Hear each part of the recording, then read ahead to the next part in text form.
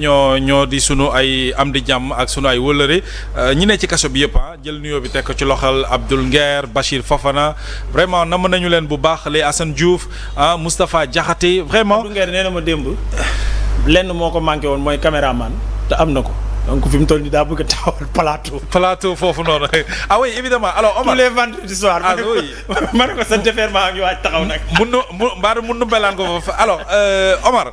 Actualité bi évidemment mën nañ ci dugalaale sax ñoom Bachir ak Moustapha Diakhaté yi nga xam te ni ñu ngi gën di renvoyer seen i mbir ndax grève SYTJUST bi mais defal ma déjà lecture ci l'actualité autour de Badara Gadiaga sa convocation mbir yi fi mu tàmbalee ñun ñëpp seetaan nañu ko duñ ci ñëwaat ba tey ñu ne dañu ko yóbbu instruction quand même instruction ci koo xam ne la mu wax ñëpp dégg nañu ko ci réew mu mel ni Sénégal atum 2025 jonne yàlla tey. problème bi te li nga wax ni c'est toute la presse nationale et internationale à tous les niveaux ñooy wax problème mu liberté d'expression au Sénégal. Tout à fait. ñii falu tey li tax ñu gën leen fal liberté d'expression ci la bokk. Bien sûr. Absolument. du projet du perspective du dara lu ñu présenté Sénégalais yi lu dul jël li régime bee daan def ñaawlu ko ne bu ñu ñëwee on va faire plus. si la ko Sénégalais yëpp toppee. mais xam nga kañ laa pare si mbir yi. moom bi mu waxee ba pare le premier ministre Ousmane Sonko ne Macky Sall musu ko wax lu bon. waaw wax na ko démb de. si laa ne est-ce que kii jar na tontu. moom mu ne musul wax Macky Sall musul wax Macky Sall lu bon. waaw. mais ma ne est-ce que kii war naa mën a toog ci plateau léegi. di ko tontu. nga xam ne durant toute sa campagne ba mu jeex tàkk bi muy exister ba léegi toutes ces attaques portent sur Macky Sall. oui. mais tey bu ñu toogee fii tey mu taxaw ne musuma attaqué Macky Sall kooku ban comportement nga war a am. waaw la ci teg. dafa ni. li mu waxee dafa ni mais. yoroon opposé wu ak ay idées nekk assemblée bi opposé wu ak ay idées. bi mu demee ba gars yi demee ba comploté ko. ci la taxaw après 2019 si lay soog a taxaw di attaqué xam ne affaire bi nekk na affaire personne ñu ko commencé ko indi problème mais man dafa am lu ndaw lu ma bëgg a souligner ci moom nga baal ma rek mais complot bi man complot bu man laa bëgg ñu waxtaan ak Sonko laaj ko man ban rôle la si amoon moom parce que ki complot wax na ko ni ko solal capuchon dawalal la sa bopp génnal guddi parce que loolu moom xam naa ne complot bi moom loolu da ci waxtaan ak gars yi bu jubóog ñoom parce que bi muy dem capuchon la sol takk maskam yor otom moo ko dawal te liggéey lay metti ba mu demee ba foofu it moom moo tànn Adji Sarr c'est-à-dire moom loolu complot bi moom loolu moom man rôle bi mu joué fi ci complot bi moom loolu moom am na ci wàll. Très bien léegi ñaata la ci encaissé ci complot bi ci loolu moom après dinañu ko leeral quoi. parce que am na ci rôle. waaw am na ci allez-y. ci complot bi supposons dañ koo complot dëgg la mais ab imam boo koy complot terrain football ngay dem ci jàkka ji léegi ku nekk bu ñu la bëggee complot fi ngay fréquenter fan nañ ko mën a defee. jeex na mi ngoog ayca Omar waaw. yow. ci say stratégie communicationnelle gis nga ne Macky Sall ak ñi mu àndaloon ñëpp doo ci attaqué kenn Macky Sall ngay attaqué. parce que am na looy ut yow. pour nga am aura pour nga am légitimité bi mu soxla woon moom ba ñëpp ne kii guerrier la xale yi topp la mooy il fallait que mu am cible am c'est le président de la République. mooy. wax ko lu nekk ba jot nguur gi nga ñëw tey mu am débat bi ñaari nit ñoo fa nekk Badara Gadiaga ngi toog. ak Amadou Ba. le juriste. xam nga fële maa ngi wax Macky Sall ak kan. ak Ousmane waaw.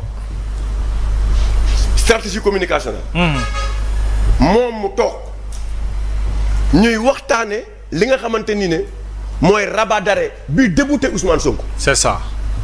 ci loolu lañ doon mu leer c'était le sujet. rabat d'arrêt lañ doon waxtaan ku nekk war a joxe sa position ci rabat d'arrêt bi noo ko gisee rabat d'arrêt noo ko gisee moom mu xëy attaqué Amadou Ba. Amadou Ba moo attaqué.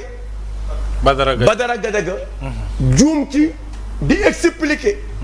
corruption de la jeunesse mu indi prostituée ak client. ak client ci gémmiñam la ci génn. gémminam la génne. c'est bon à préciser waay. moom moo expliqué ba pare attaqué Badara Gadiaga. Badara Gadiaga aussi sur le plan communication ak stratégie. oui. moom tontuwu ko mu ne ko dinaa la wax sa kilifa moo indi débat bi. waaw. et quand il riposte c'est parce qu'il est attaqué. c'est parce qu'il est attaqué. mais il a riposté en parlant de son patron moom à lui. loolu moo def effet nii. c'est ça. loolu moo def effet. effet boobu tey moo indi lii. mais na Sonko comprendre moom ba muy attaqué Macky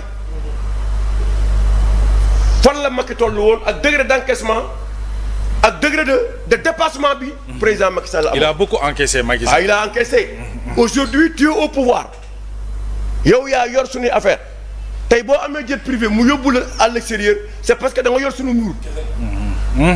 tey boo amee garde corps yi ñëpp topp la motards yi topp la parce que léegi nag dépassé nga yow fa nga nekkoon. oui. da nga am beneen yére boo sol yére boobu nga sol tey nga am tolluwaay te nga war a mën a am tolluwaay bañ a déglu. mais da nga déglu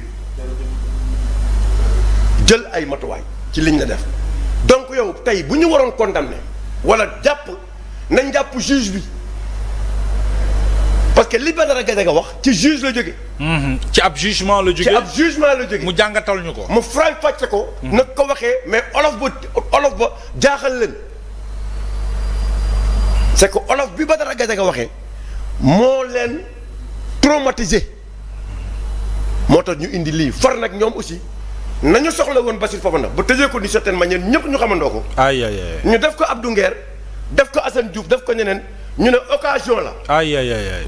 parce que c'était par exemple c'était une demande aussi. mais oui Badara ñu ne ko occasion la. c'était une demande. ñu sauté si occasion bi pour jàpp ki nga xamante ni mooy Badara Gadiaga. c'est comme ça que ça s'est passé. oui. maintenant lan moo indi la convocation de Madiambal Diagne rien du tout Madiambal Diagne dafa poser ay questions. ci la prostitution sur le client ak yow est-ce que bi ngay wax amul woon benn règlement intérieur entre ñoom seen biir bu ñu doon régler. et quand tu entends Sonko parler tu sais que en leur sein maintenant il y a une malaise il y a une crise. bien sûr. il l'a confirmé aujourd'hui nit ñi dañ doon toog di ko wax di ko expliquer mais tey dans sa déclaration d'hier xam nga ne am na.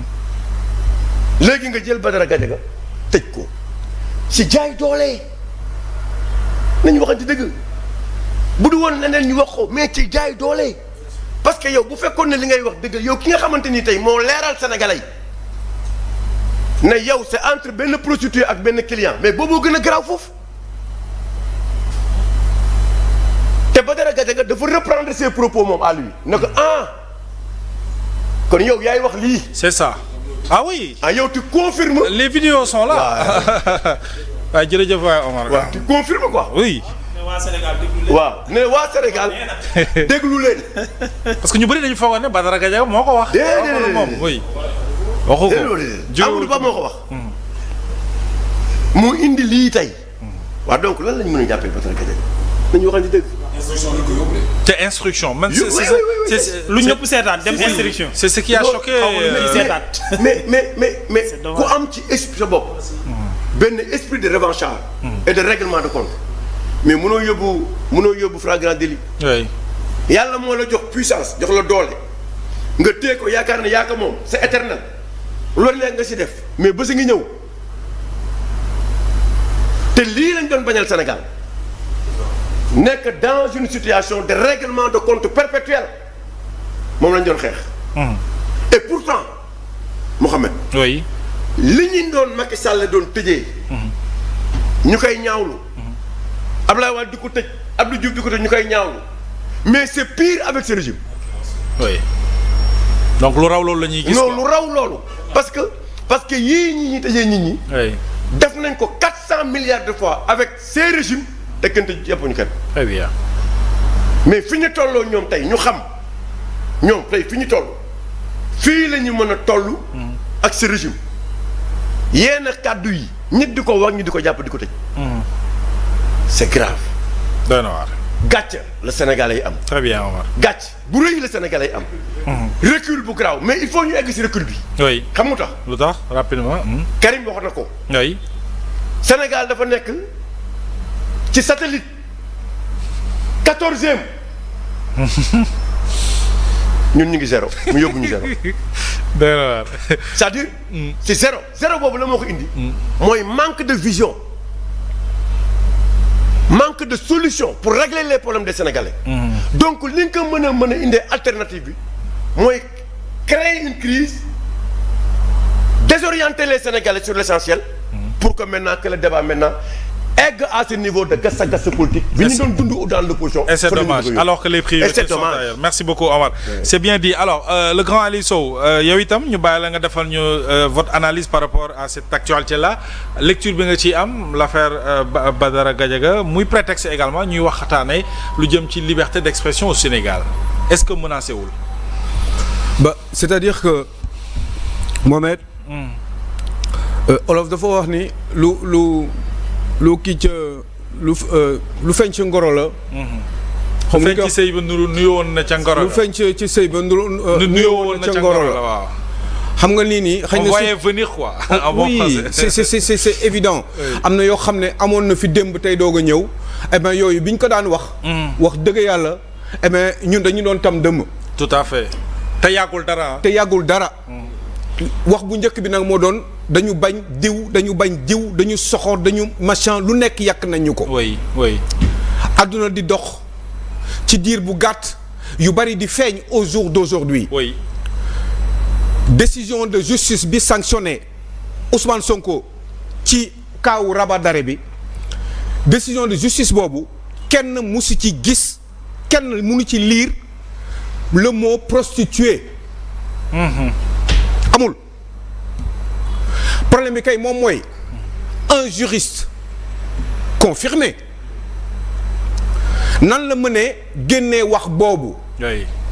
Omar mi ngi wax tout à l'heure ni ci seen biir dañu am ay dissensions des fois sama xel day ñaaw comme dirait l'autre li tax sama xel di ñaaw mooy pour man juriste bu confirmé warul tudd mot boo xam ne feeñ quel que soit le type d'interprétation ou la manière d'interpréter. moo tax ci ëllëg sa mu génn leeral moom yëre yi mu soloon jàkkaarloo sax la génnaat ci suba gi. ça me pose. waaw allez-y Aliou. Amadou Ba. moo doon mandataire Diomaye. oui. damay sànni na ngeen dégg. parce que quand même un premier ministre dafa génn démb mu am yu mu wax attaquer son président de la République. dinañ ci ñëw sax au cours du débat. Amadou Ba moom moo ñëw wax mooy rectifier wu moom la ñu critiquer ci seen biir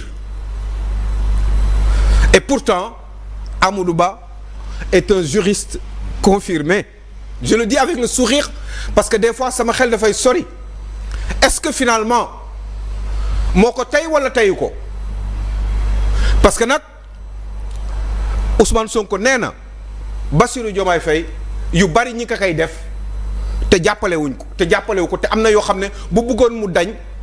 day dañ waaw. te Amadou Ba je le rappelle moo doon mandataire boo gisee ma wax lii. dafa am lu tax moo doon mandataire de faire le lien oui. Diomaye Faye on se rappelle te dafa xar tànk tubéyam pour Diomaye nekk. président candidat à l'élection présidentielle. bien sûr oui. ci moment bi nga xam ne woon Bassirou Diomaye Faye ci moom ci boppam moom xamoon na ni moom ñu bari bëgguñu ko te sax ay regret amoon na moment boobu. muy poser candidature am. kon xañ na train moom bu avancé ba toll ci benn niveau pour mu freiner il faut mu yegg ca gaar ba. te ni mu defee woon kenn mënatul woon dellu ginnaaw.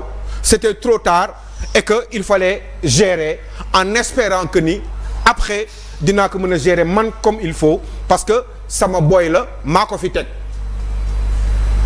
waaye loolu mooy indi problème bi léegi. quand même. Et bien finalement on se rend compte que ni c'est pas forcément toujours le cas te loolu xëy na après dinañ ci ñëw. bien sûr.